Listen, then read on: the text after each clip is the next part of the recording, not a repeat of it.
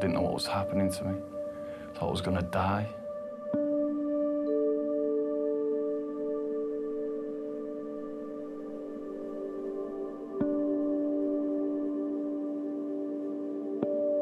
He kept saying to us, I have no idea what this is.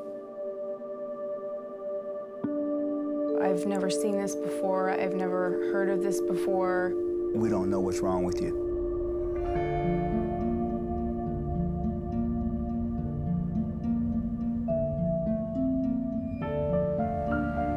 Dark and not seeing any light of recovery.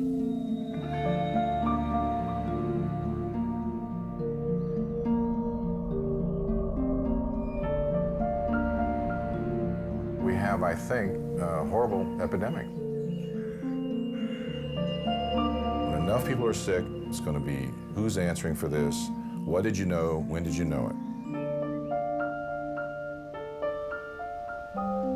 What kind of a breakdown or series of breakdowns in the medical system can lead to a setting where you have an illness and people walking into their average doctor's offices may or may not be likely to get effective treatment for it?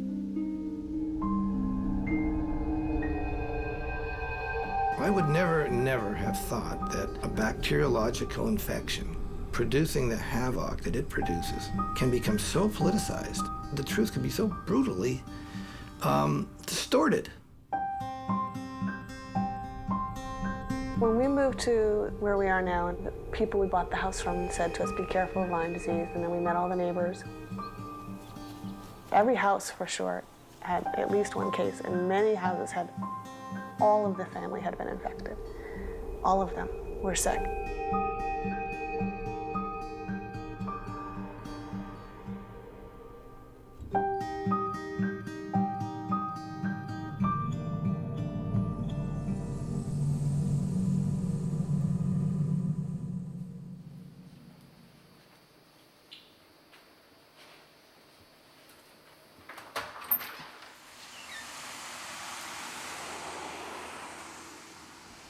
Are you able to stand up, honey?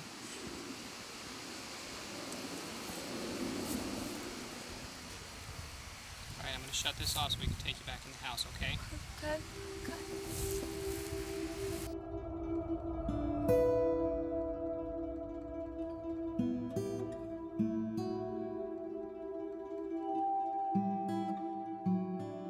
All the articles basically state that this really isn't that big of an epidemic and that it doesn't really do that much to your body, and that it's just a very easy, quick cure. A couple weeks of antibiotics and you're good to go.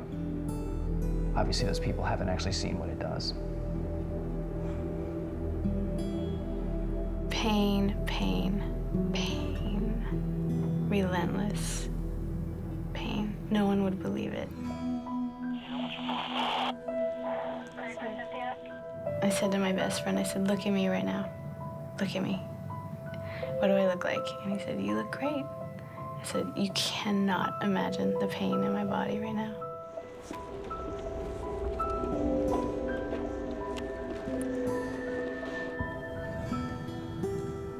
My case was sort of cut and dried. A, I was a park ranger. B, I knew exactly when I was bitten and I saved the tick and brought it to my doctor. C, I had a red rash. And D, I had a rather classic case of neurological Lyme disease with all the usual trimmings. But I brought all that to the doctors, and it took 5 doctors to figure it out. I don't think you're sick. I don't think there's anything wrong with you. Everybody's telling you it's in your head. You know it's not in your head. We don't think there's anything wrong with you. There is nothing wrong. We've done your labs. Your labs are fine. You're fine. There's no medicine for someone like you.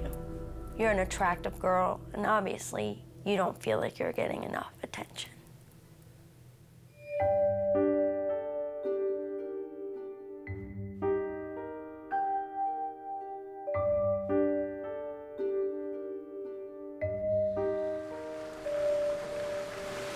This is my adrenaline now.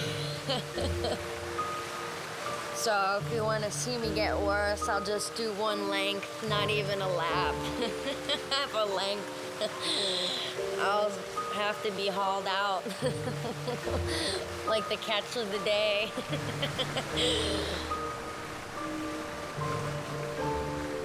She's become very, very good at hiding symptoms. It doesn't matter how bad she is. I mean, the girl cannot get out of bed, and her catchphrase is, "I'll do it myself." I can do it myself. That's right.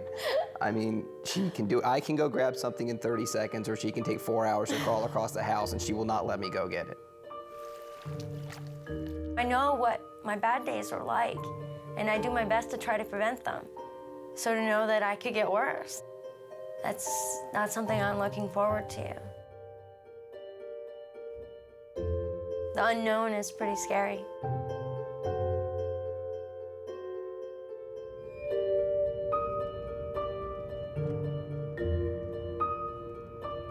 I live on the west side of the northern Sierra Nevada in California.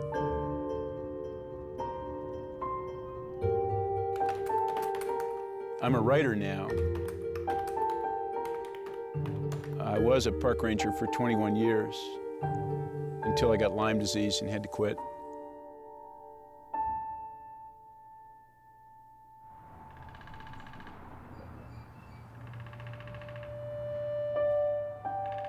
It began with profound fatigue. Then I developed stabbing and shooting pains. I started having vision problems, blurred vision, and then came the memory loss and the cognitive problems. And once I drove to my office, a place I'd commuted to for 13 years, and stopped on the way home and called my wife on the cell phone and told her that I wasn't sure I could find my way home. I just wasn't in good enough shape to drive. Couldn't remember how to do it.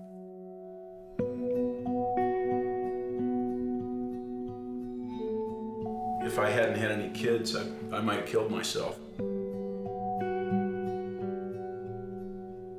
My life was so uncomfortable to be in that I don't know that I would have wanted to be here had I not had stronger family connections, you know, kept me here.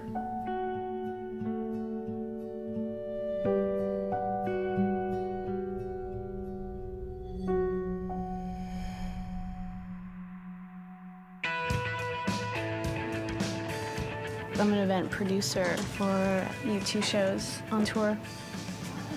I get to do the VIP parties for all the band's guests. I've loved this band since I was a kid. I mean, I had the freaking personalized license plate.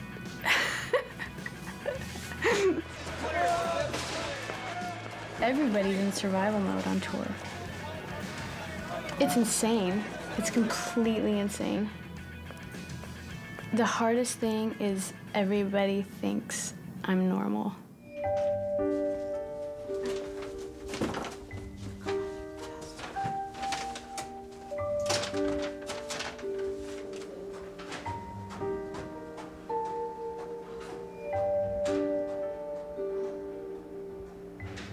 At home, I was in bed feeling just so sick and just searing pain. It got worse and worse, and I started having pretty bad neurological problems. I got to the point of just do or die, just go for something instead of sitting in my room, rotting in my bed.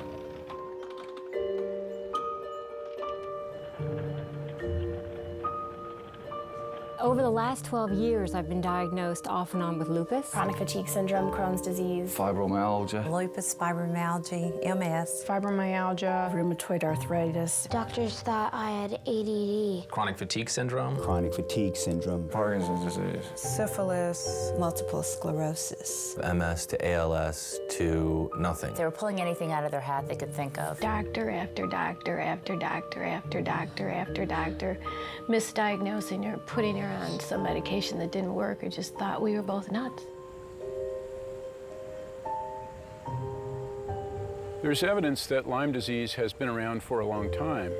But here in the United States, it was the early 1970s when a Connecticut mom looked around her neighborhood and noticed something was not quite right. Well, I was frightened, really, and doctors, were insinuating that it was all in my head. In the 70s, we were all having strange symptoms, headaches and stiff neck and swollen joints. As I looked around the neighborhood, I realized that there were others that were having swollen knees and rashes. Finally, when our symptoms just weren't going away, I decided to call the state health department and report this mysterious disease that seemed to be coming to our area. In 1981, I discovered the causative agent of Lyme disease. My discovery was published in the Science magazine and considered as a breakthrough. We didn't know how to treat it. It was a newly described germ. It looked like syphilis under the microscope, but that's as far as we got. We also didn't have any idea how widespread it was, how much suffering it caused, and the controversies to come. Lyme disease is caused by bacteria, the Borrelia spirochete. It's spiral-shaped, so it can drill through tissue and get into just about any part of the body. The most common form of transmission is through the bite of several species of tick, commonly known as deer ticks. There's bacteria inside the tick, so when it bites you, it just starts sucking up your blood, like Dracula would do. While it's like sucking in the blood, the bacteria will be released, and then it just gets into the blood, and it gets into your heart, and then your brain, and then you have Lyme disease.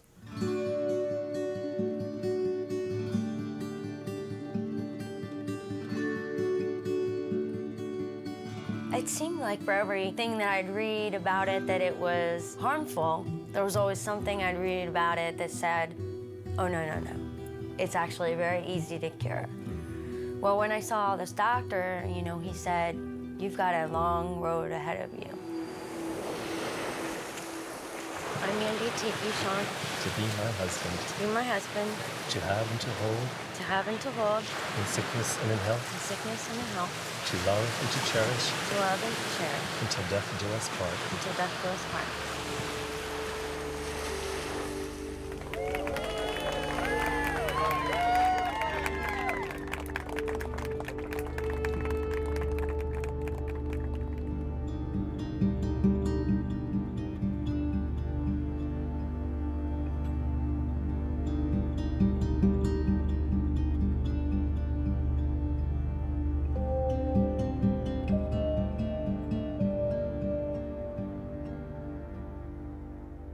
It's not the pair Husband and wife.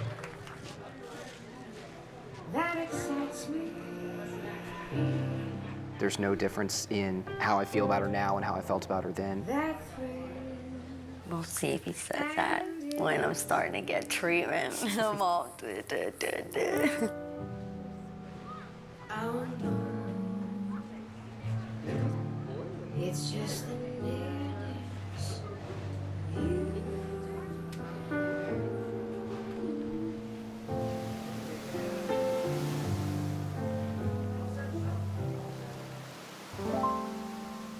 I think like a lot of people who've had Lyme disease, I've been led to wonder why it's not being treated with the kind of seriousness that it deserves. This is not a rare disease. It's thought of as a rare disease, but in fact, there's nothing controversial about the fact that it's the most common vector-borne disease in America today. It is far, far more common and much more dangerous to the average American than West Nile virus is.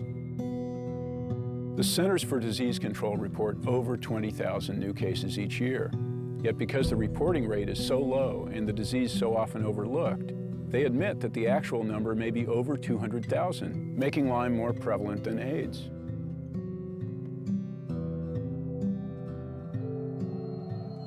Since 1991, the rate of cases has doubled, yet government agencies and the medical establishment seem to be downplaying the problem.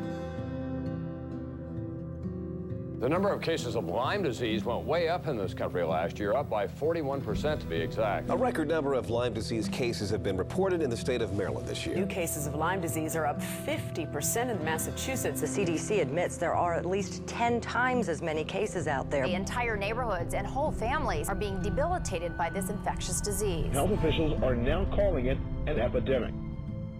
I think there are hundreds of thousands of people out there who have Lyme disease who have no idea they have Lyme disease. There are doctors out there who aren't looking for it. He just kept saying, you don't have Lyme. You don't have Lyme disease. You don't have Lyme. He told me that there was no such thing as Lyme disease in North Carolina. Lyme disease doesn't really exist in Tennessee. You can't have Lyme disease because you haven't been to these areas in Long Island or this area in Connecticut. I've been told it isn't Lyme hundreds and hundreds of times. Are you sure you have it? How do you know you have it? Why do you say you have it? He slammed his fist on the table and said, "Don't talk to me about Lyme anymore." It is a national health crisis that is completely and totally being ignored and squashed. What is going on?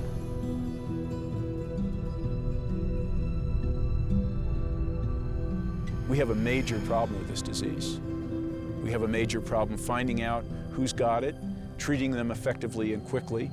It's far more expensive to treat in late stages and less effective than it is early. And yet we don't respond early enough with many of the patients, and many of them get to late stage and they're sick for the rest of their lives.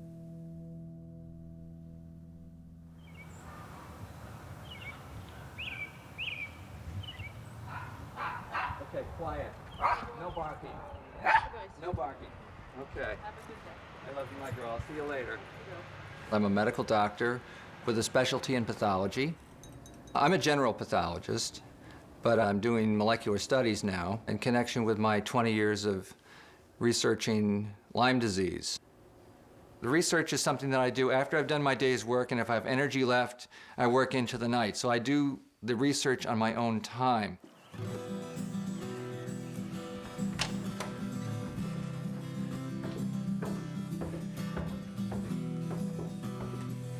Okay, hi, Travis. My lab assistant, Travis. This part of the cellar is mine. The rest of the cellar is for other things in our life, like Christmas ornaments. This is my microscope. I've owned this for 20 years. It's a research microscope.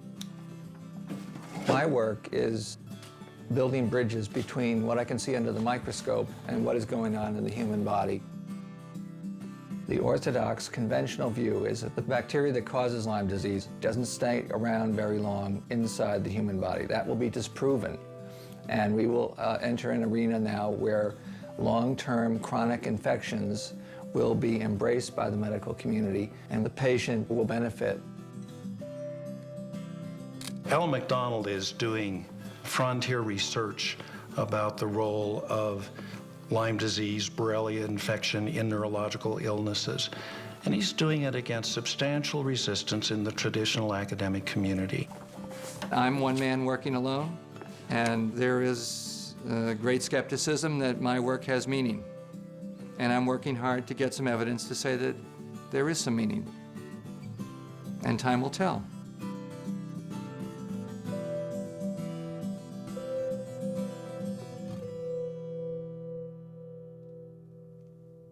Two groups of doctors are pitted against each other over just about every aspect of Lyme disease, from the very definition of the illness to how it should be treated.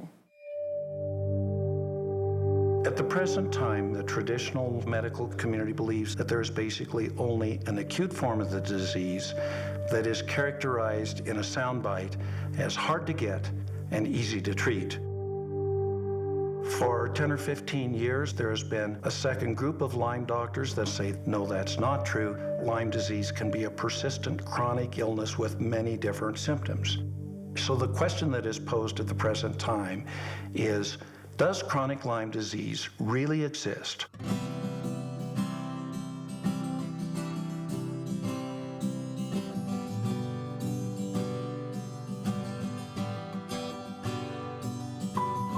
We are driving from Orlando up to North Carolina.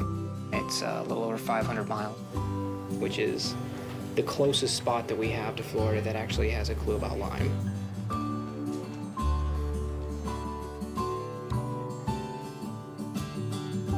My biggest fear is that treatments would be unsuccessful. She could continue to have a downward spiral. Neurologically, she could have things that are irreversible.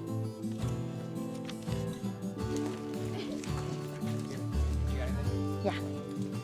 Hey. Hey, how you doing? Hi.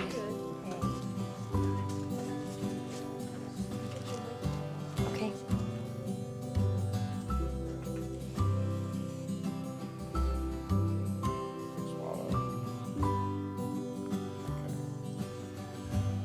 While we're optimistic that Mandy will steadily improve, I'm skeptical that it's going to be smooth sailing.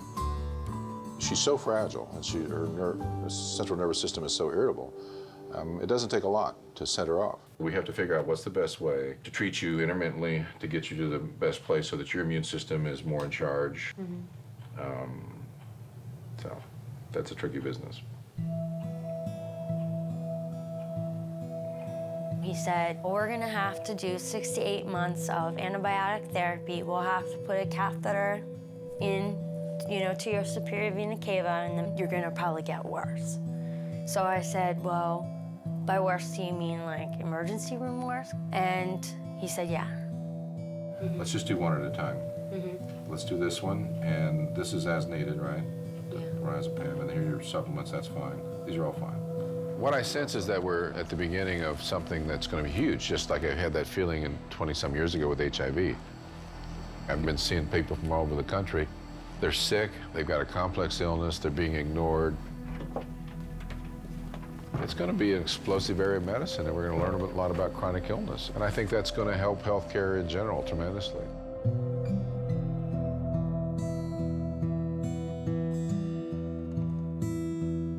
I have seen probably 30, maybe more doctors. 35 doctors. About 15 doctors. I've spent over $100,000 out of pocket. $150,000. $75,000 to $100,000. I was misdiagnosed for 3 years. 5 years, 14 years. 15 years. It's hundreds of thousands of dollars.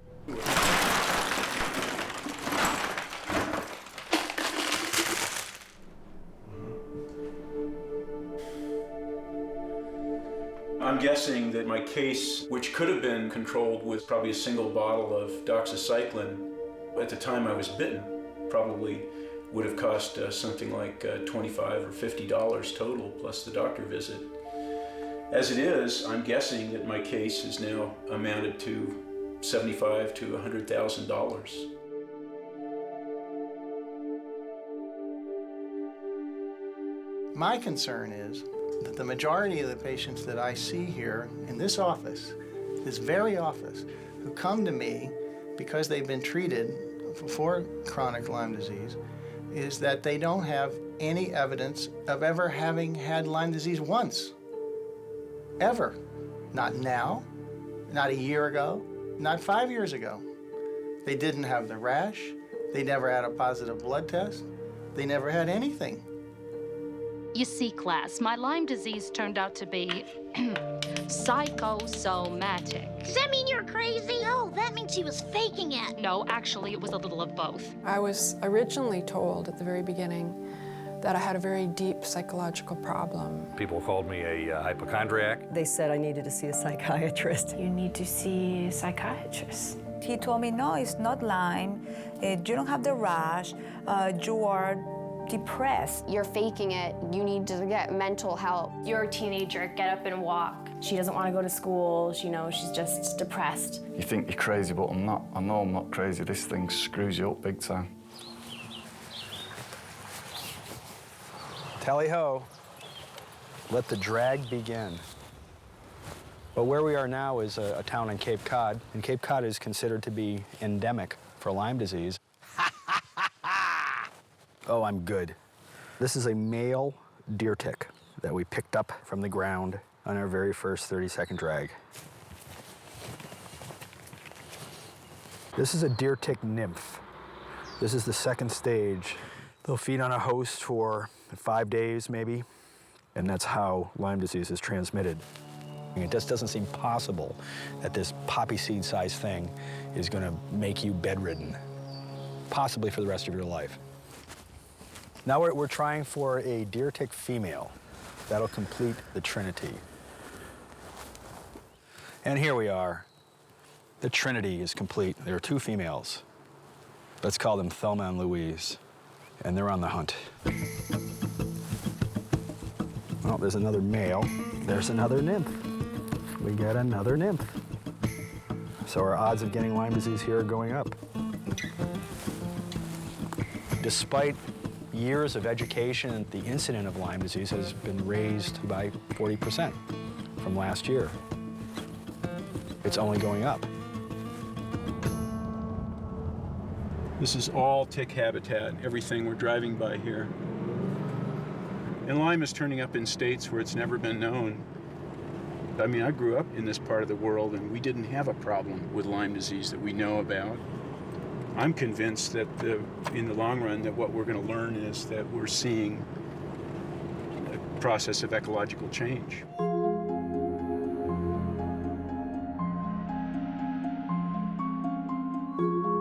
We're living in the largest extinction in 65 million years of other forms of life. While many species are dying out, viruses and bacteria are finding new opportunities. Warming climates, jet travel, and human expansion into wildlife habitats are favoring diseases that jump from animals to people. Diseases we're not prepared for. It's possible that years ago the patients were only getting pure Lyme disease, and this might explain why the literature, there's such a disparity, where some people say, oh no, Lyme doesn't look like this. What we're now seeing is these ticks are containing multiple organisms. They're not just containing Borrelia burgdorferi, the organism that causes Lyme, but they're containing Ehrlichiosis, Babesia microti. It's a malaria-like organism.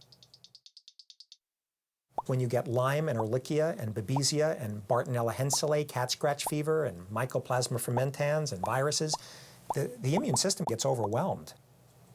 I'm not sure years ago all of these co-infections were present as they are now. Now the patients who are coming in to see me are multiply co-infected. They're much, much sicker, and it's because it's no longer just Lyme.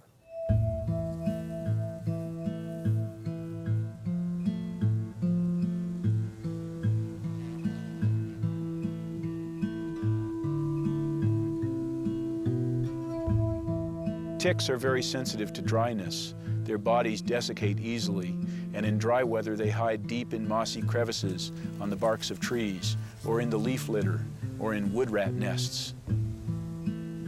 Damp weather, however, makes them more active, and they come out and stand around the tips and branches and blades of grass by trails like hitchhikers at a freeway on-ramp. I want us to see clearly how things are really going with nature. We have not succeeded in developing any level of independence from it, nor in fact are our bodies in any way independent of it. We've always said, well, you know, sooner or later, some of the damage that we do to the earth can come back to people. But I think at some visceral level, we've expected we could evade it. And I think now maybe some of that bill is coming due, and we're beginning to see some ecological changes that are capable of invading people's bodies. A spirochete is a parasite, like a virus is a parasite. It has to adapt to different environments. So you could have a very virulent, disease-producing organism. You could have one that likes to go to the joints and doesn't want to penetrate and cause injury in the brain. You could have one that goes to the skin. One of the hallmarks of the onset of untreated Lyme is a multi-system involvement. Different parts of the body, things changing and moving around.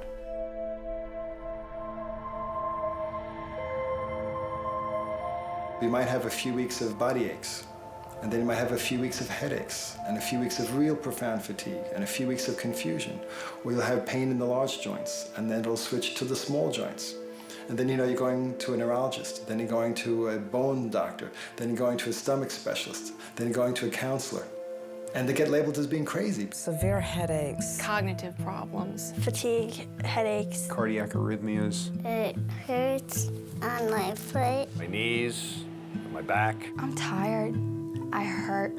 Involuntary movements. Brain fog. I lost the use of my right arm. I became dyslexic. I had hallucinations. Blurred vision. Light sensitivity.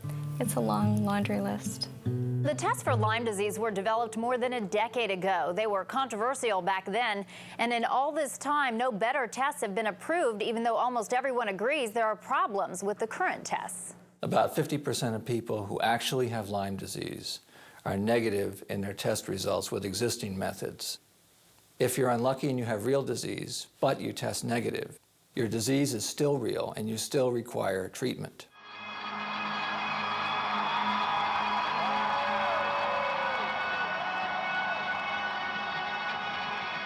When I got diagnosed with Lyme, I thought, great. Oh, fantastic. Finally I'm gonna get rid of this thing. Course of antibiotics, I'll be good to go. I could never have imagined that it would be this long with the possibility of being forever.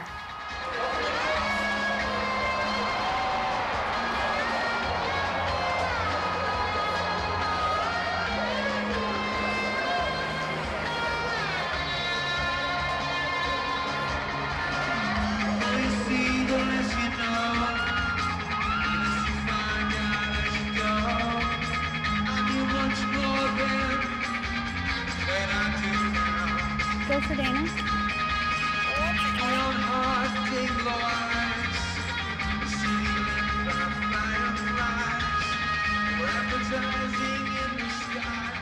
I'm very scared of actually when the tour ends because I feel like my body will collapse. I'm a little afraid. You know, I'm definitely going on adrenaline, and the pain's getting worse and worse, and I'm getting, you know, more twitchy neurological things. This is a brilliant distraction.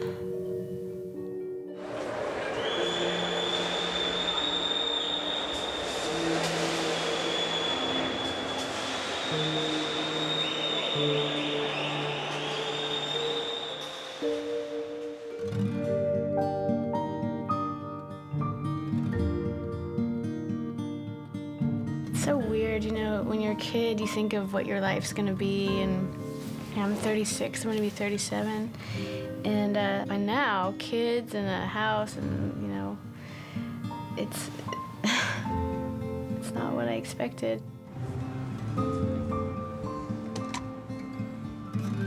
Lyme pushes you to the point of, what do you want?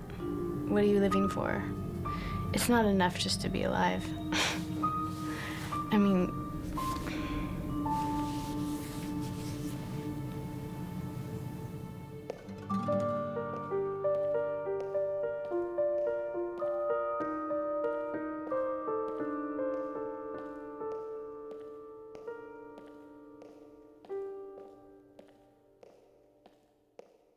This is the height of the season for baseball, summer vacations, and Lyme disease.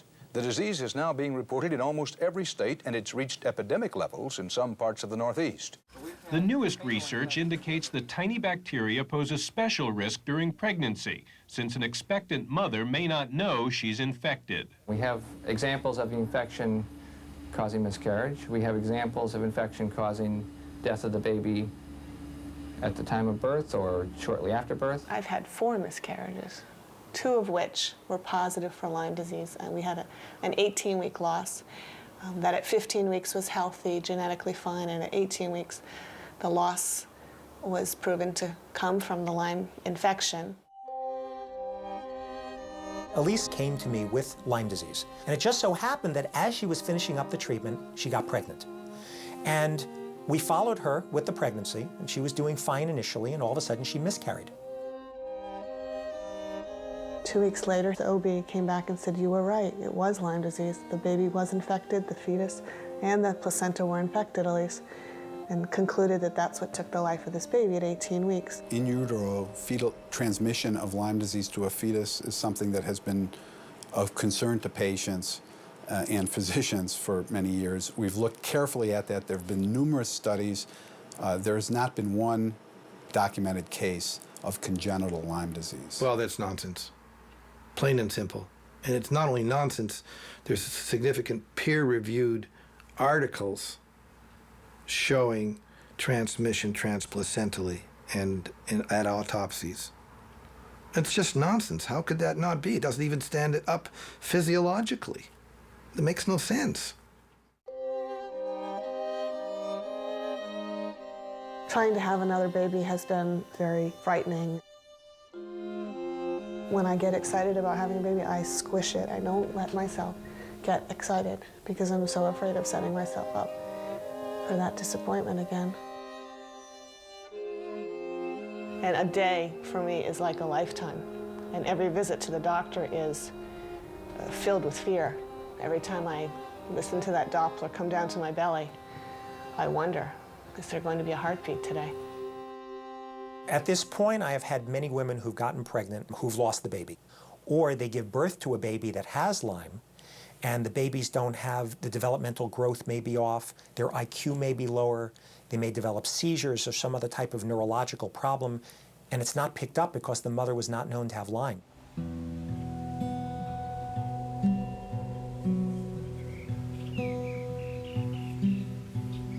You can't imagine this. How could you?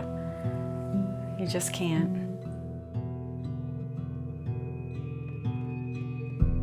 Hi, my name is Jared. Before my Lyme disease got so bad, I was able to talk. Now I have to use a communication device. I wasn't a real healthy pregnant mom with him. Well, in retrospect, I realized that I was sick. I had Lyme disease, and I did not realize that that's what was going on. I knew something wasn't right from the time he was born. I knew it. I kept getting poo-pooed by the doctors. They said, just let him be and it'll all work out. And it didn't work out. Ready? Okay. At age 6, we got the news that he had brain damage, and they didn't really know why. They thought it was something that happened in utero, and that the damage was done, and then we were to just keep moving forward. But he didn't move forward. He kept moving backwards. Get you a bend, bud. Lyme disease happened to be everywhere around us by then. It was as if every neighbor was coming down with it, and it was like hitting me from every direction, as if, you know, wake up, dummy, you're not paying attention. You know, there's Lyme disease everywhere.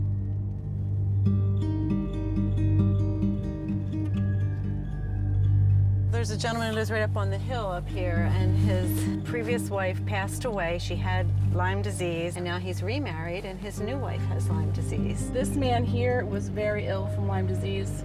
And the house over here to your right, those people had it. And same with the lady that lives here. She has it. I put a lot of faith in the doctors. I believe them. I want to just shake them and say, how many more kids are you going to let go untreated because you're not recognizing what's happening here? I've never seen a child who's had late-stage neurologic Lyme disease. We just don't see late neurologic disease in children.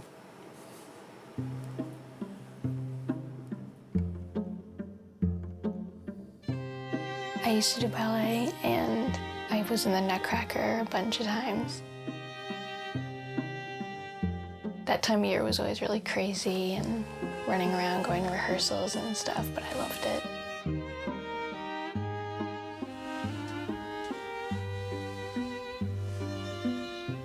Her ankle was bothering her. Then her right knee blew up, and they tapped into it, and they found that she had late-stage Lyme, and it was in her brain.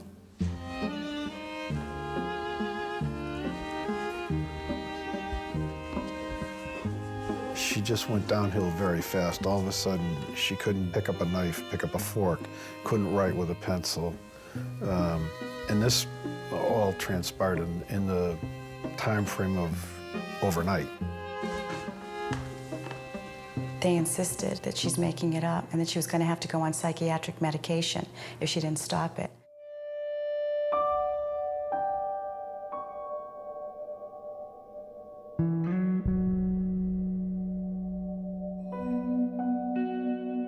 Rock bottom to me was that summer before we went to see Dr. Jones. She couldn't hold her head up. She couldn't sit up. She couldn't talk anymore. And not knowing if they were going to keep her on the medication, because they kept saying to me, no, only 28 days. And I said, well, I'm going to Connecticut, and I'm going to see this other doctor. And them fighting me and saying, well, he's controversial. And something in me just kept saying, no, you're going. The thing that gives me most joy in treating the children with Lyme disease is seeing them get well and cured. I don't consider it a job. I consider it to be more or less like a calling than anything. My practice consists of over 9,000 children from every state in America, from South America, from almost every province in Canada, and from every continent abroad. The practice is growing at the rate of 5 to 10 new encounters per day. They have very complex, serious illnesses. However, it's nice to see them get well.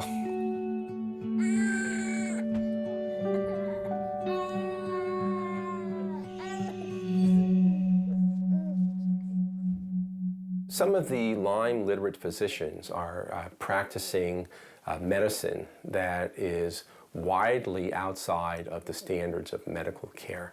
The small group of physicians feel that one can diagnose Lyme disease on clinical grounds alone, not necessarily relying on any laboratory data. And then furthermore, long-term antibiotics are the right treatment. That has never been shown in any double-blind, controlled, randomized trial. I've worked here for 8 years, and I've seen many patients come and go, and I've seen the success he's had in his treatment regimen. Yes, we do treat aggressively, but I think that's what works. In a way, it's like the perfect storm of diseases because of the timing of a couple different events in the history of medicine. 1980, the United States said it was okay for government institutions and universities to patent and profit from live organisms.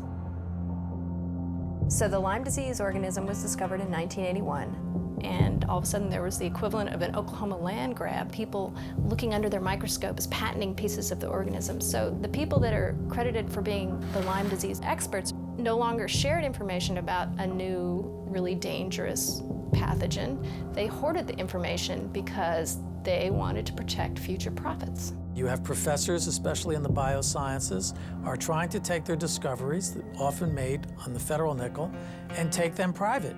They patent them, they start firms. What's commercializable is driving the research agenda in too many cases, not what's medically necessary and what's medically useful. The other thing that happened was the rise of managed care. Insurance companies and HMOs realized that if they can get researchers in universities to define diseases and write guidelines for diseases a certain way, then they could help manage the escalating medical costs. And really what this means is the people who previously protected public health, so like the CDC, the Centers for Disease Control, and the NIH, and universities who didn't have any commercial interests, all of a sudden they were partners with Big Pharma, and their motivations completely changed. We no longer had oversight and checks and balances in our scientific system in the US. It was rife with conflicts, and just now, 20 years later, we're beginning to see what happens when you have unchecked conflicts in medical care.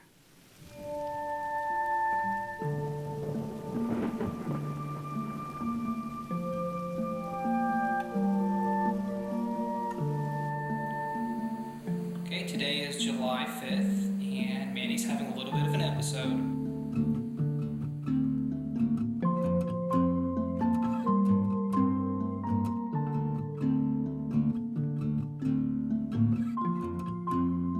It's a feeling of being trapped within your own body.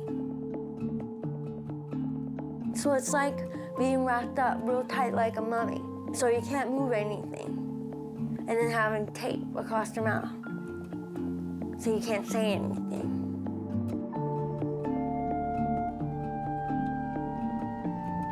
But reality is, you gotta kill them. You gotta kill the little bugs because they're taking over. No, I was okay. I was adapting my life to what was going on. Now I want it back, so it's a war.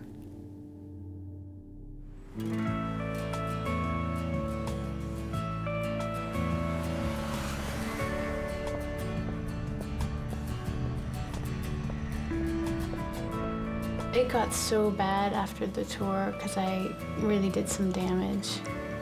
Wasn't willing to admit it to myself or anyone. I'm in Seattle, Washington to see Dr. Klinghardt, one of the foremost specialists on Lyme disease. This is great. I feel horrible. It's perfect. He's the one that I respect the most. He's the one that I trust. I've purposely not let myself fall into the whole trap of doctor after doctor and treatment after treatment because I'm waiting for the right one. You guys ready? Come back, guys. This guy.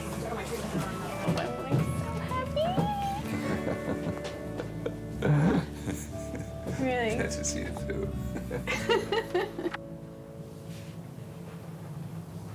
So talk to me first. Give me all the information I need to be a better doctor to you. So how do I explain 7 years of... Okay, so you've been ill for 7 years. Yeah. How old are you now? 37. What have you done in terms of treatment? When I found out, I started antibiotics. I did 6 months and I was so ill. And I just didn't see it as an answer. Lyme disease is one of the many microbes that has entered our system. And I feel as a physician that things are getting to a degree that's serious. We're watching other mammals die out and kind of think, well, I'm glad it's not me. However, as our environment becomes increasingly polluted, so do our bodies. And then will grow the bugs in us that are not compatible with human life anymore. So you have a tremendous amount of inflammation in the gut. The Lyme disease leads to a suppression of the immune system, and then you grow these things in you that we're always exposed to. So I'm just going to first do just a few neurological tests on you. So you have a little bit borderline Babinski reflex. There's an upper motor neuron sign. It means you're sort of that significant levels of toxicity in spinal cord or brain, which is a way for me to stage how close you are to possibly developing like a more serious thing like MS. You know, older people often get Parkinson's after they've had undiagnosed Lyme, or Alzheimer's. Younger people tend to, especially women, tend to get MS. That really struck me today, how much I've been in denial of this illness. I mean, and I've been feeling really twitchy and just shaky, a lot of neurological stuff that it's like I can't deny it anymore. It's becoming very visible, so I think I'm just in time. Yeah, there's a warning sign. This is not a mild situation. You're sort of like, you have to do, within the next few months, you have to resolve the issues that you can resolve. Yeah? You have to promise that to me. I'm ready. Yeah? Yeah. It feels like just emergency. It's just a panic in my body that I've learned to just walk around with. Yeah, this is Dana. I am moving into 314. I finally feel like I can let go of it and give it to somebody else to take. There's someone to take my hand and get me through it. I really felt like that today. I can't believe I moved to Seattle. This is so crazy.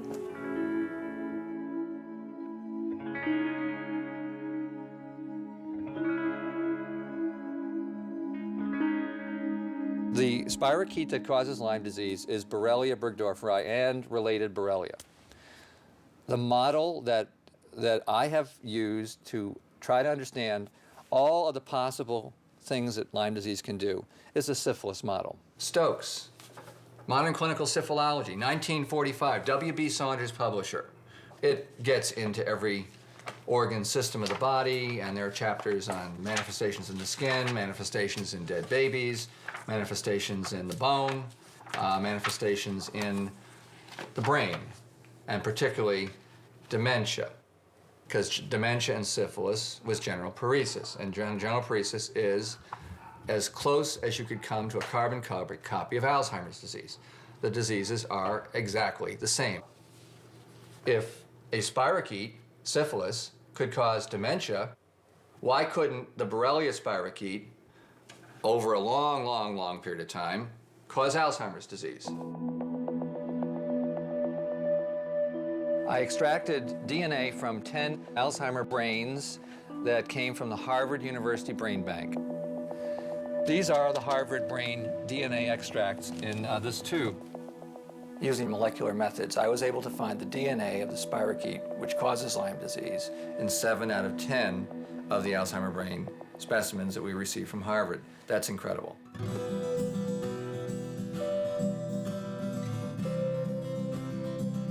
The results of the experiment could not have been predicted in anybody's imagination when 7 Alzheimer brains gave me essentially the same thing, which is part spirochetal, part human, linked up in one molecule. I about fell off my chair.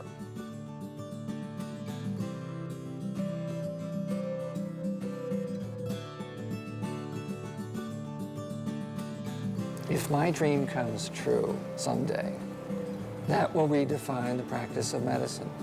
That will redefine the lives of millions of people.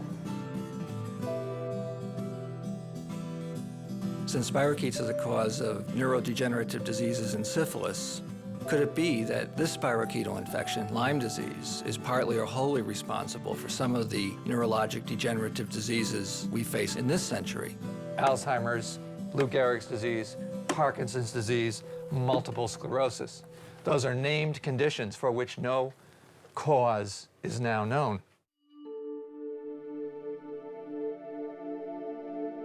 We never had, in the last 5 years, a single MS patient, a single ALS patient, a single Parkinson's patient who did not test positive for Borrelia burgdorferi. Not a single one.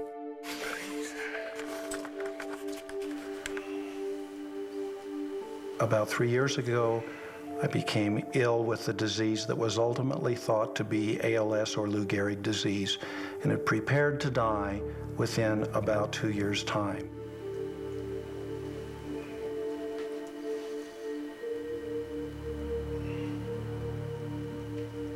My neurologist tells me that I was progressing so rapidly that without the diagnosis of Lyme disease and antibiotics, I would have continued to decline, losing strength, eventually becoming bedbound, eventually unable to talk or swallow or breathe, and would have died in a matter of a couple of years, just like anybody else with ALS.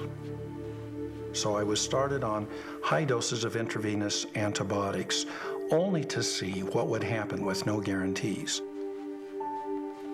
To our amazement, within a month, my energy improved, so instead of being exhausted in an hour, I could be up and about and active for 4 or 5 hours. We're now 2 years out, and I find that if I go off of the antibiotics, I lose stamina and I'm not yet back to my full self. But the change is absolutely dramatic.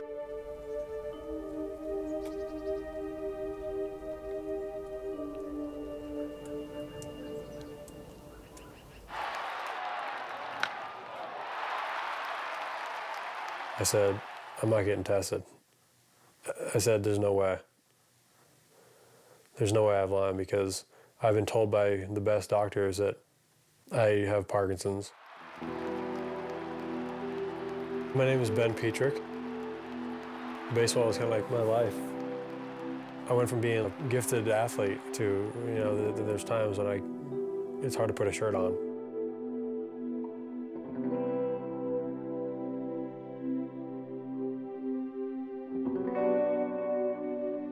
I've been out of the game now for almost 2 years.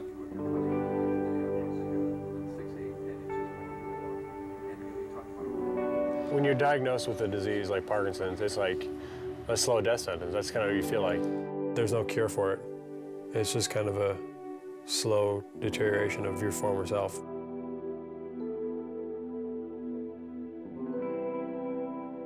Recently, in the past month, I've been tested for Lyme disease, and a test came back positive, and so I've gone and seen Dr. Martz in Colorado Springs.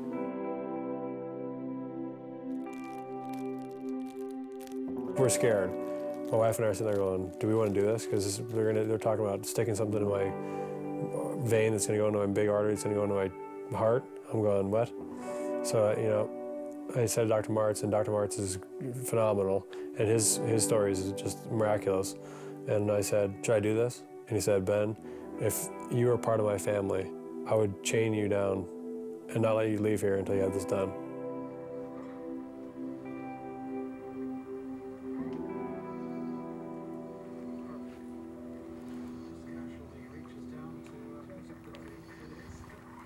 Six months into the Lyme treatment, it's without a doubt better.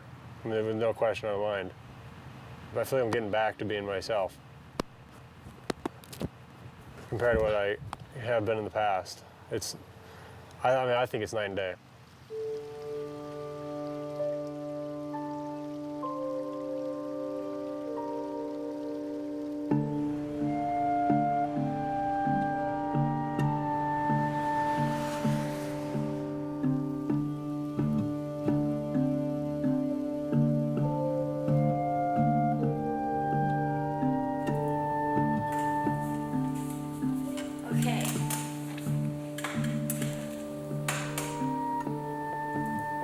What I'm doing right now is sitting in my wheelchair. Sean doesn't like to videotape it. So we've gotten a couple tips about that because I think it's important for other people to see this. There are times when I feel like I need to get away. Not that I'm trying to run away from her, but that... It's too much.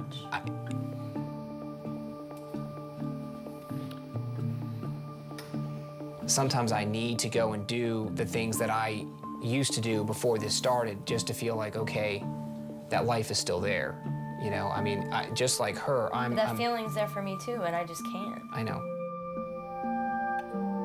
We were told it was going to be a long road. That doesn't mean that I don't worry about it driving a wedge. It doesn't mean that I don't think that maybe at some point Sean might change his mind.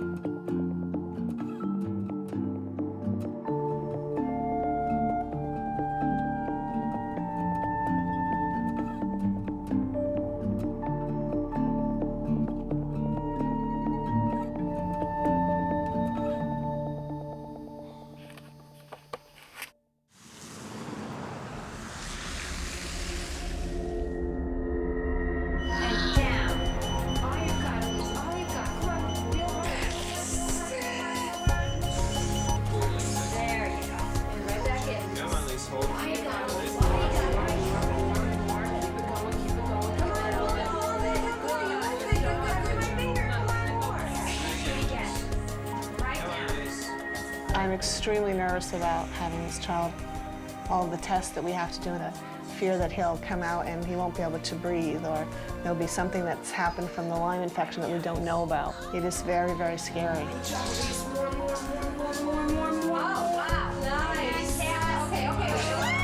Push, Elise, push. Here comes your baby.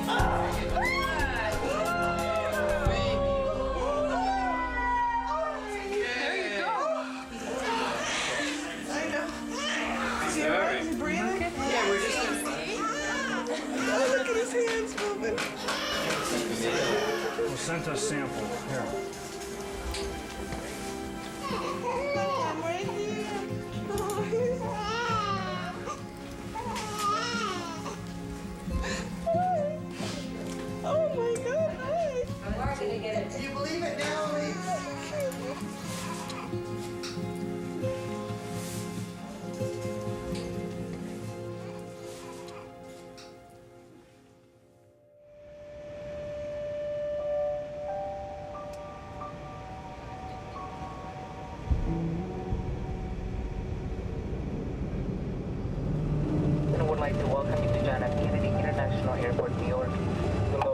time here in New York is 9:30 a.m. Well, here we are in East Hampton, New York, a place I probably never would have seen if I hadn't gotten Lyme disease. I've come here all the way from California to see one of the top Lyme specialists in the world. And I've been coming here for the last 4 years. Are you nervous riding with me? You should be. As a park ranger before Lyme, I was a highly competent person. What Lyme did to me is it sort of removed my ability to multitask. You know, I can sort of do one thing at a time if I really focus on it. See, we're not where we should be right now. Do you notice this? That's a really bad sign.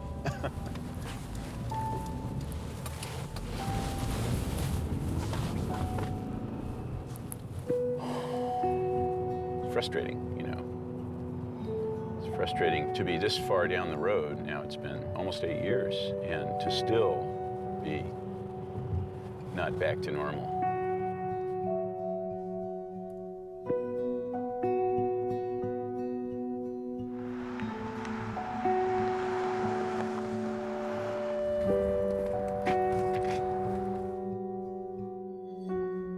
When did you start the combination therapy? Last year, right? Yeah, I've been on it for a year. Are you still improving, or have you hit a plateau? You know, the truth is, I've hit a plateau. How much antibiotic is enough? How many symptoms that are still present reflect an active ongoing infection versus just damage that's going to be there forever? We have different things we can do. One thing is you can be objectively retested. We could consider adding another drug. A third option would be just the opposite. Give you a drug holiday, stop things, see where you stand. The last time you tried to do that, you definitely got worse. This time it may not be. We've seen that a certain subgroup of patients, and it's not a small subgroup, it's a lot of them, do need ongoing open-ended maintenance antibiotic therapy. Somehow the spirochete can learn to live within the body and not be killed. It can hide from the immune system, it can hide from the antibiotics, and both at the same time. And there are patients who sometimes are on open-ended years of therapy because of this very problem. We have not been able to demonstrate the persistence of the bacteria. So to treat for months and months is really based on guesswork, on conjecture, and not based on any scientific data. If I had not been able to find doctors who would soak me in antibiotics for years, you wouldn't be talking to the guy that you're talking to right now. The folk myth is somehow that antibiotics are bad for you. I just have to say they're certainly not bad for you if you've got a fatal infection.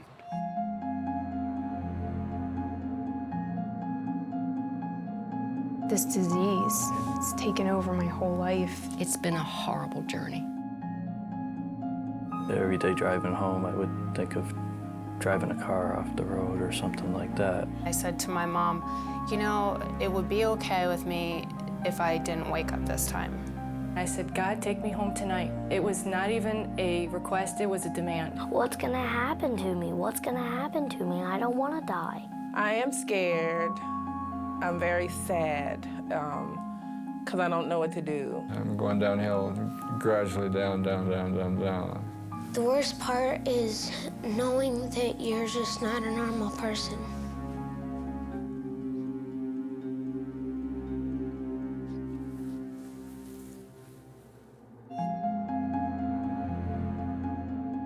Chronic Lyme disease. It's kind of the disease du jour. There's no evidence that I can find to support the concept that there is a chronic Borrelia infection after treatment. That kind of situation has been referred to as post-Lyme syndrome or post-Lyme symptoms. Those symptoms may be due to the aches and pains of kind of daily living.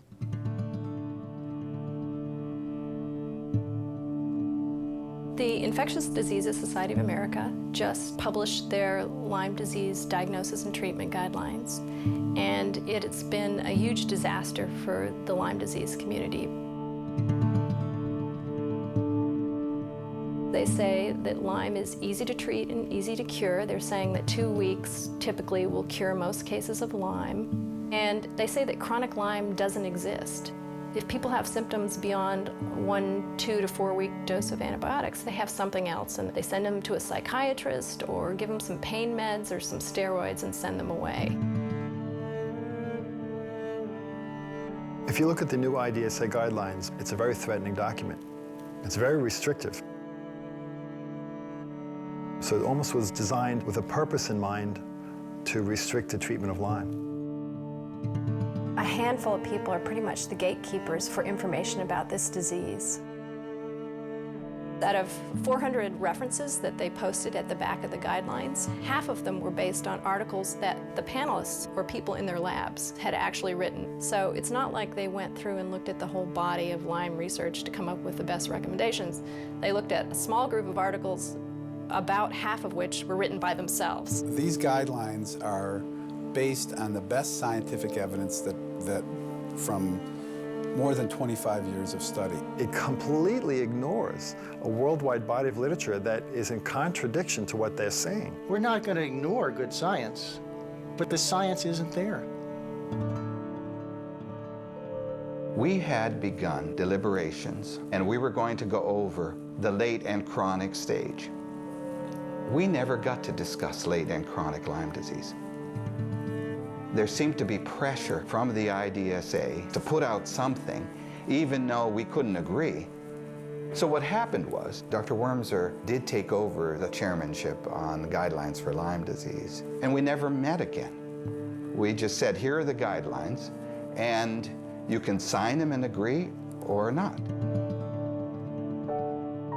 They're written in almost legalese terms, like this can be a document used in court cases, maybe against physicians, or maybe for insurance companies to justify cutting off treatment to their patients, because these are the guidelines.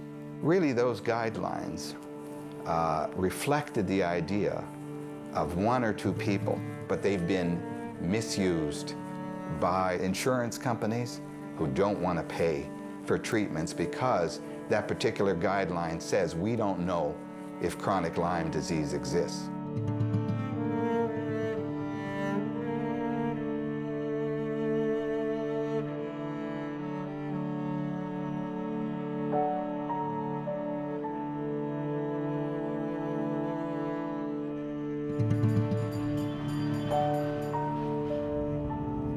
Well, the insurance company has refused to pay $10,000 worth of bills having to do with my trips to see Dr. Burscano.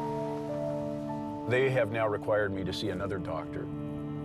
This particular doctor apparently is a fellow who works mostly for the insurance company.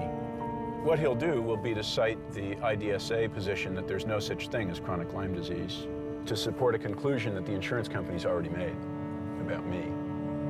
They don't want to pay.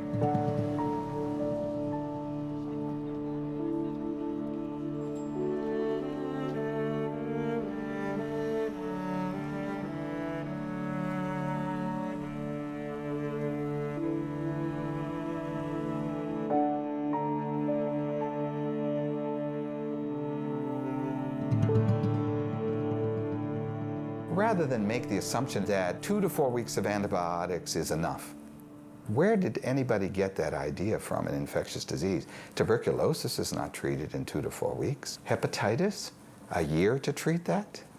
HIV, indefinitely? So we're not talking about new concepts. We're talking about concepts that have not been, for whatever reason, applied.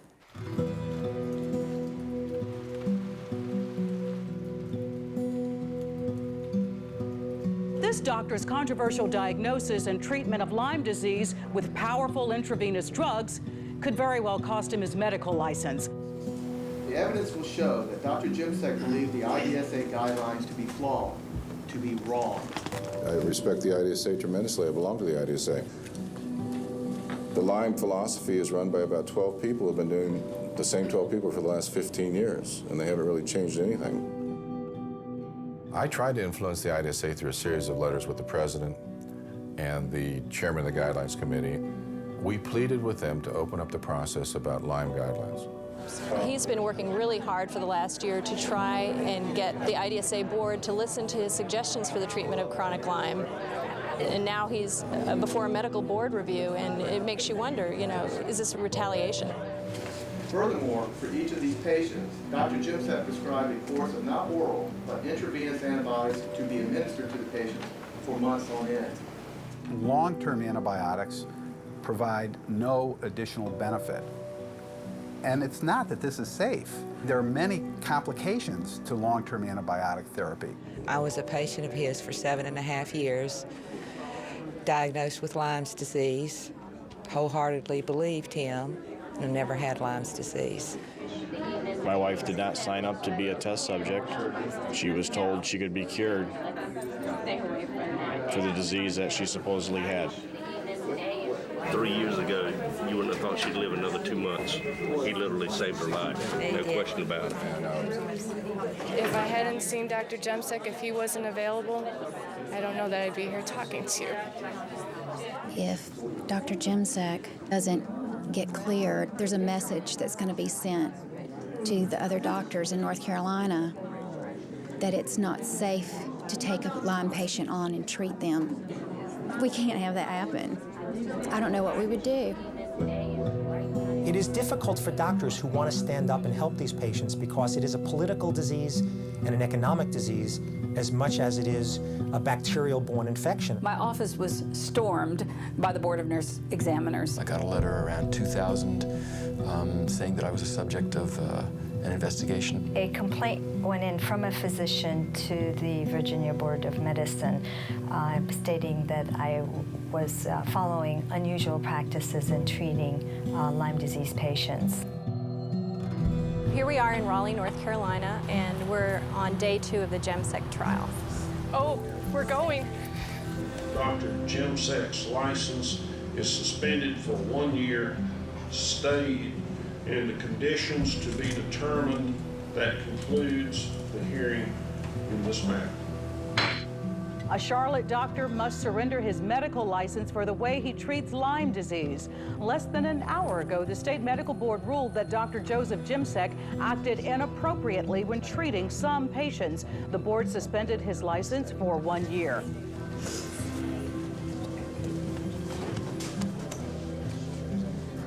I thank you all.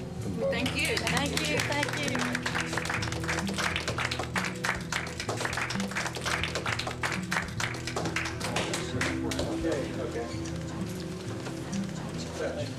Medical boards don't act on their own. They need a complaint to initiate an investigation. And we've been told by the medical boards that the great majority of complaints don't come from doctors or patients, but they come from insurance companies trying to get rid of doctors who cost them a lot of money.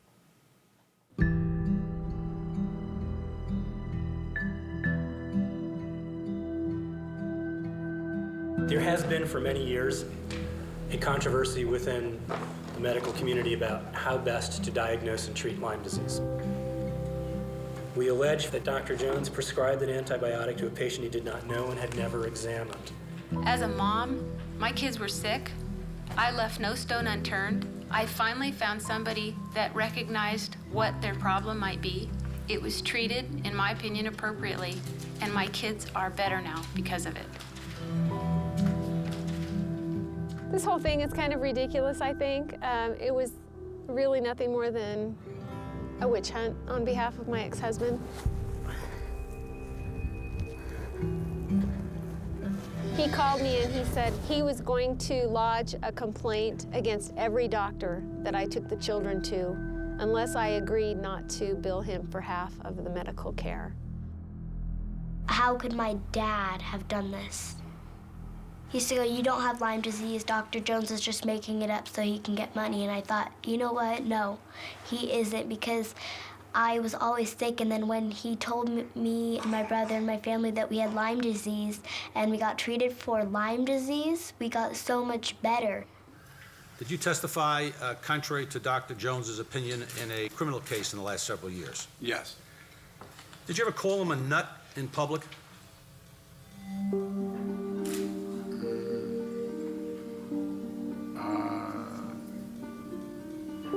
Patients develop physical complaints, but it's got a psychological basis.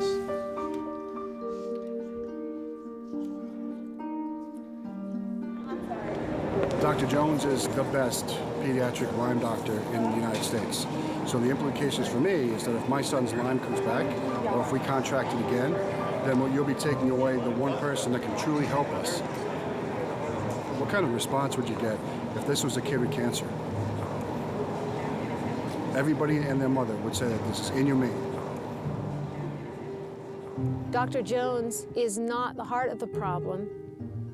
I think the opposition, they're going to use him as an example if they can, perhaps to frighten other doctors so that they won't want to get involved in care. I was reviewed by the investigators for 4 years.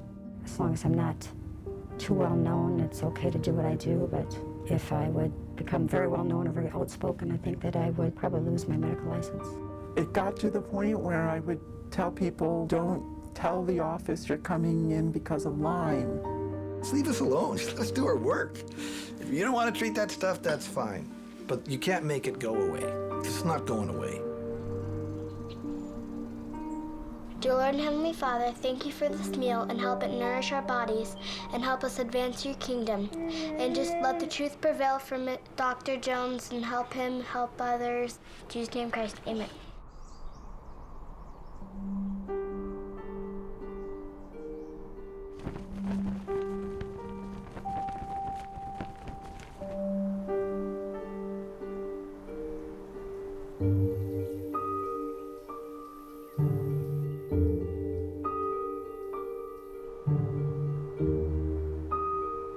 We're here today to remember Brett Paul, Doris Grade, Robert Baird, Jerry Teitelbaum-Fossing. I think it really points out how dangerous this illness is. We're the heartland of the nation, and our people are dying here from Lyme disease. My son was 31 years old, and he died from Lyme disease because no one would treat him. I keep wondering what else I could have done. Should I have taken it to Europe? Should I have taken it somewhere where somebody would have done something? But we don't seem to care in this country. They just didn't try to help. When we tried to get medication for her, it was almost impossible because the medical profession is afraid to give medication for this. If I was asked whether Lyme disease could be fatal, I would say not in my experience and not suggested by any of the existing literature. My husband died 2 months ago of Lyme disease. It's specifically on his death certificate. By the time that they figure out, it's too late. The last words my daughter spoke to me, her last words just, "Mommy, they're going to kill me," and they did.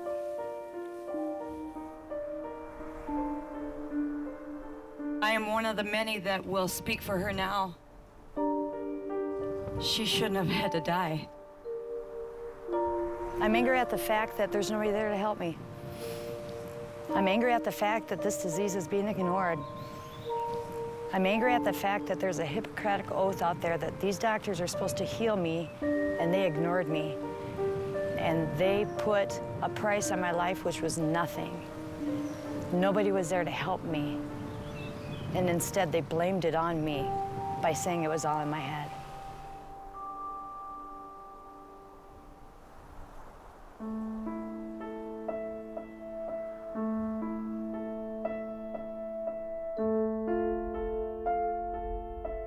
We were having dinner, just, watching TV, and she started having a reaction.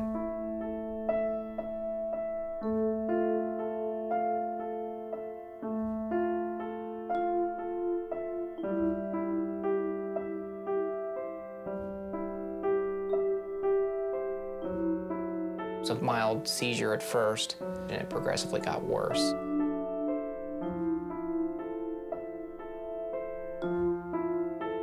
She was having a problem breathing, and then stopped breathing altogether.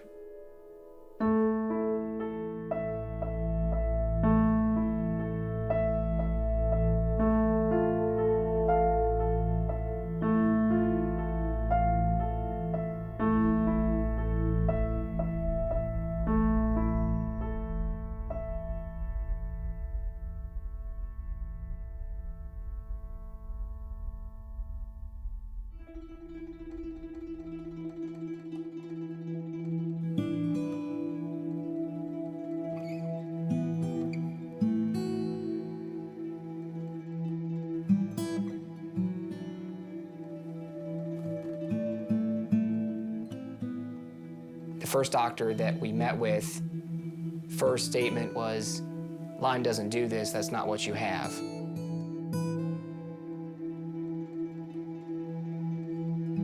Three of the doctors all asked if she's seeing a psychiatrist because they all just assumed it was in her head.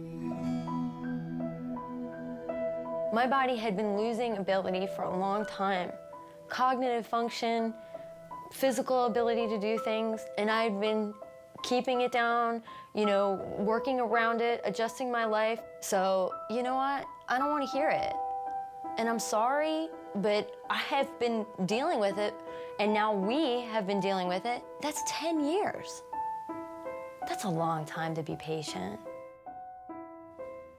I mean, it's frustrating to hear doctor after doctor after doctor say either A, Lyme doesn't exist, or Lyme doesn't do this, or, you know, well, what you're experiencing isn't Lyme. It's almost like they've been trained or programmed that this is what they're supposed to say.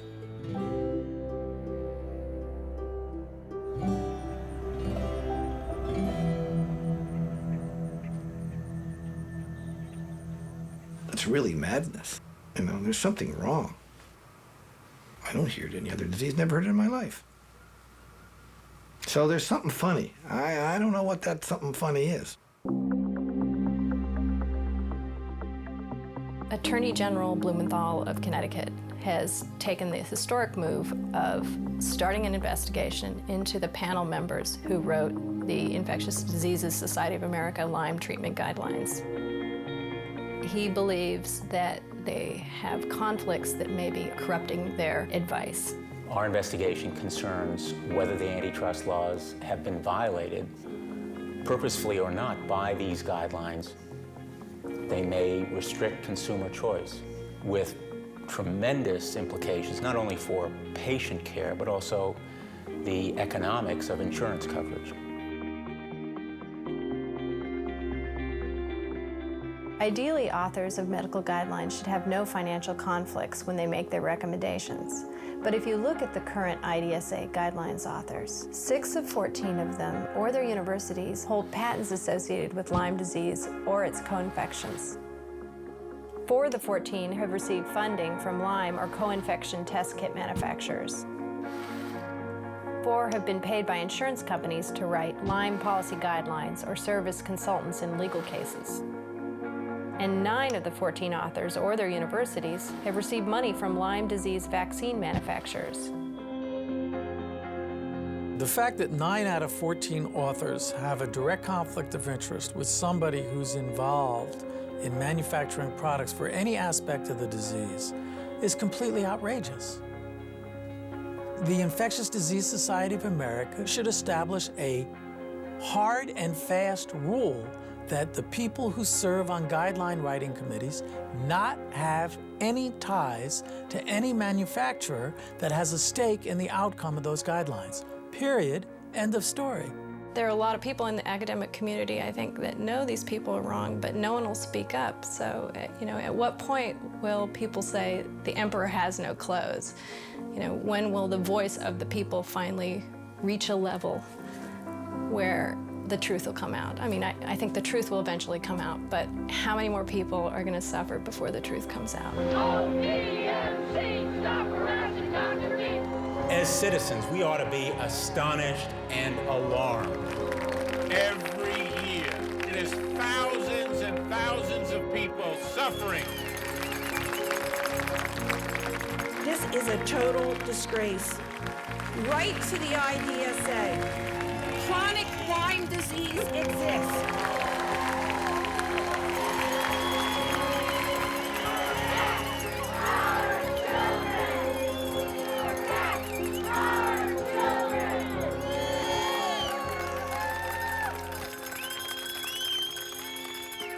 Good afternoon, everybody.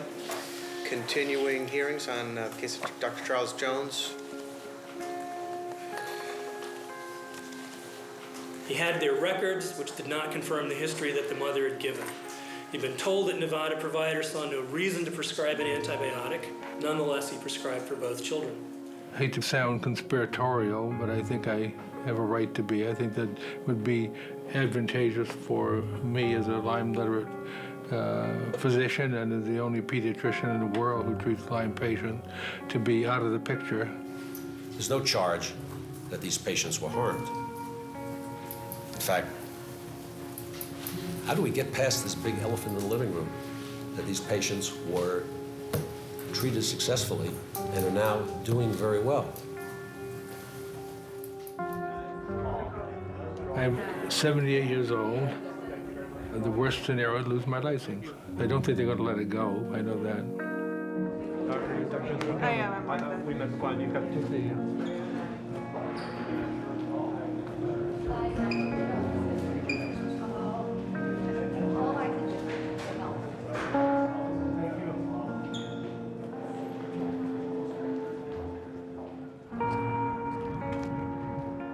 We all love Dr. Jones. He's like a father to me. If they succeed in taking his license away, I just don't feel that he's gonna feel like he needs to be here anymore. And that's very sad to me.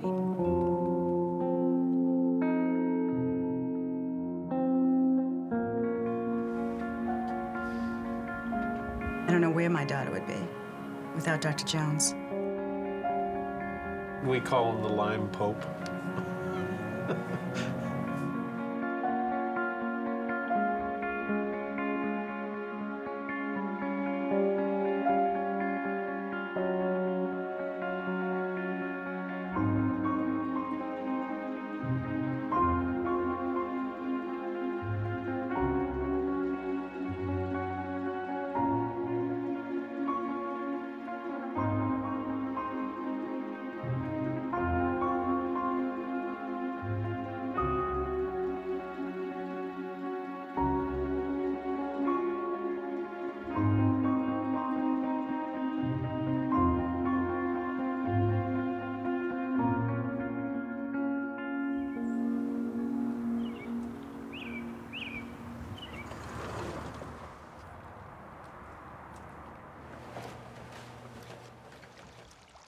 I was probably the 30th individual who had been called before a medical board for treating persistent Lyme disease.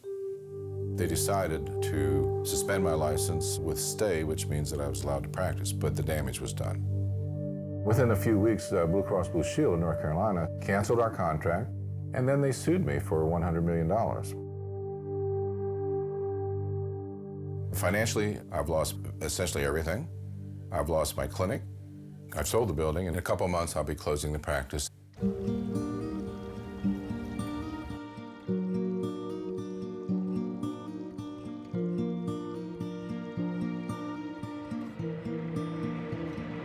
They had the vision loss, and they were starting to lose their hearing there. They were really young when they were losing it.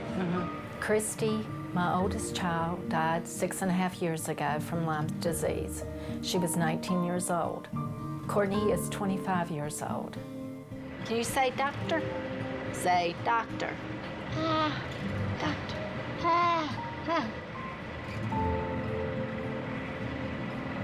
I'm glad somebody stepped in and helped you.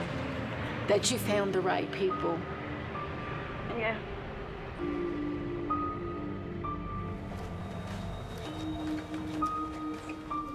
Hey, sweet. How you doing? Good, how are you? You made significant progress. I'm delighted with the fact that your multiple neurologic symptoms are so much better and that you have control of your body. You can live in your own skin. From someone who came unable to swallow and you know, an altered bedridden, altered sense of smell and uncontrolled tremors and seizures and couldn't stand up and gosh. I'm looking good. You're looking good.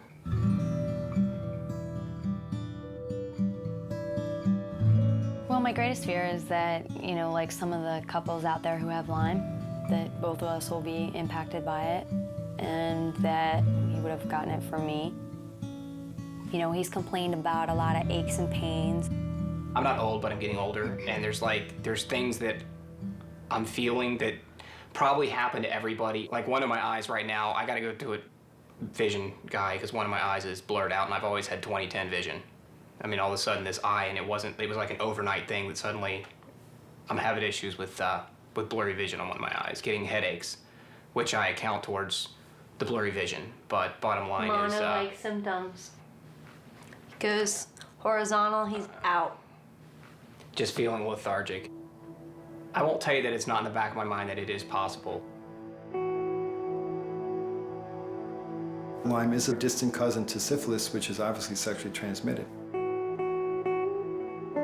Now, if Lyme were found to indeed be a sexually transmitted disease, it would change the landscape of the whole argument.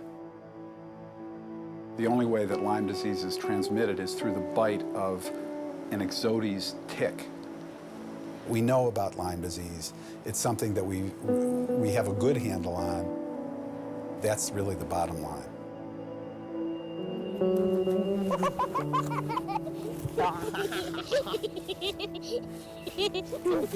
Jared is a very happy baby. He just wakes up happy, laughs all day, giggles. He just loves life. Jared's test came back positive for the Lyme antibody, which means he may be infected. He may end up getting very sick someday because of it. But we're very lucky right now. He's doing well.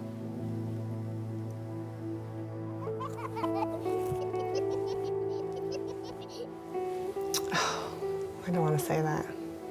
I don't want to say he has Lyme disease. I don't like to use that term right now. Not yet.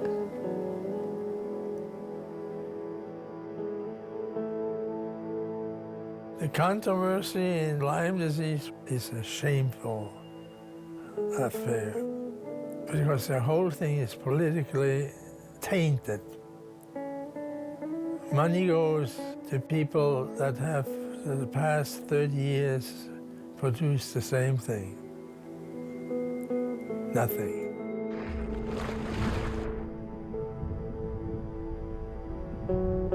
Lyme disease is a significant disease we don't have a cure for. And that we don't have accurate testing, that should scare people. So how do you know if you have it? How do you know how to fix it? How do you know what to do? And by the time you're so disabled by the disease, you're in a panic state. You want help, it doesn't matter. You'll pay anything to get your health back. And the fact that doctors who are willing to help you and are legitimate doctors willing to put their license, their life on the line to help you, and that it even has to come to that, is scary. Dr. Biorstano, good luck in whatever you do. You're a wonderful doctor. Well, recently I decided to close my practice. The political climate for physicians treating Lyme is very difficult nowadays. This is a doctor who was hauled before the New York's Medical Review Board, I think on 2 occasions, and threatened with removal of his license. You know, I look at these charts and I think of the people who've gone blind. They've lost their hearing. They are in wheelchairs. I mean, it's terrible. And especially because so many of them, it could have been prevented if they were properly treated in the beginning. That's what kills me. Man, it was such a waste. Look at all this. Such a waste of people's lives, of money, resources, time. And all it takes is knowledge. I bet you that if these people, all of them, had seen a Lyme literate doctor in the very beginning of their illness, I'm sure more than half, if not more than 3/4 of them, would never have gotten to that stage, ever.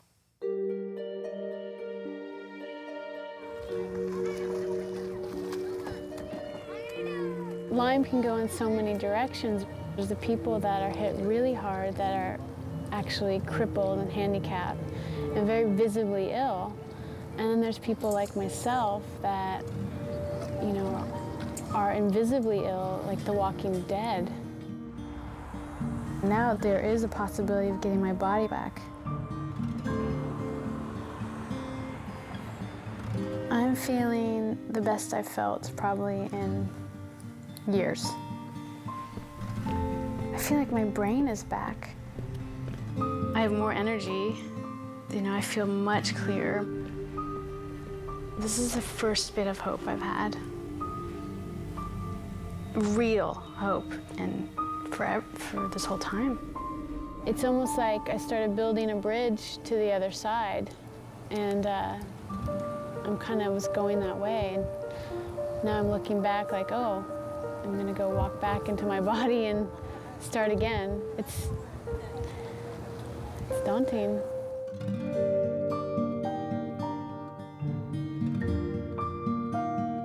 I met a lovely gentleman who's been really supportive, and I don't know, for the first time it feels so good to have someone's support.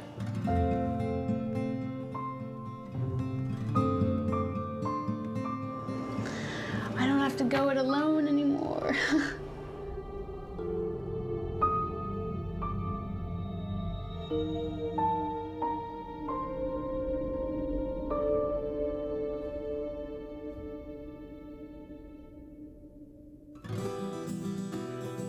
I can't tell you how excited I am. This is just a marvelous, marvelous new concept. Up until this point, we had the hunch that the bug had to be hiding somewhere in the body in a form which we couldn't really put our fingers on and we couldn't really find with a microscope. One night as I was looking at the culture of Borrelia, I saw a large colony of organisms protected by a gel-like substance. And as I was reviewing the pictures, it became clear that this was very reminiscent of what they call a biofilm. The idea of a Borrelia biofilm is very, very powerful because the biofilm explains in that one word why some cases of Lyme disease are chronic, why they're hard to treat, and why after antibiotic treatment they may relapse. Because biofilms are by definition chronic, difficult to treat, and capable of relapse.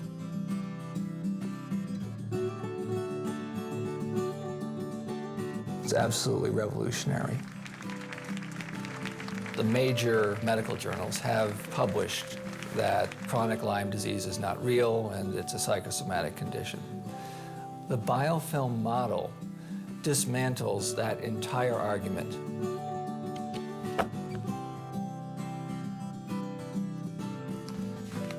The patients were right all along. It's a great opportunity to say, aha, they were right. And they were right. They were right.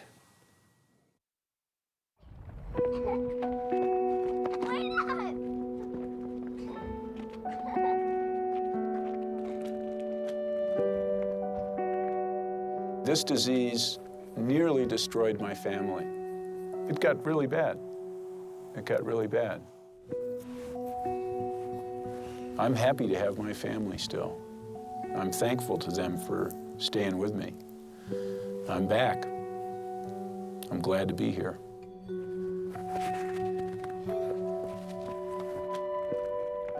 If I'd stopped treatment after even the first year, I never would have made it anywhere close to where I am now. Mind you, I had to fight for what I got.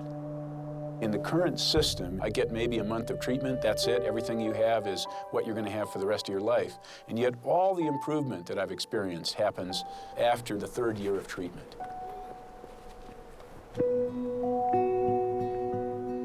And then there's the phase where I start to get my life back. And that's the phase I'm in now. And it's like magic. I'm so glad to be here. I can't even say.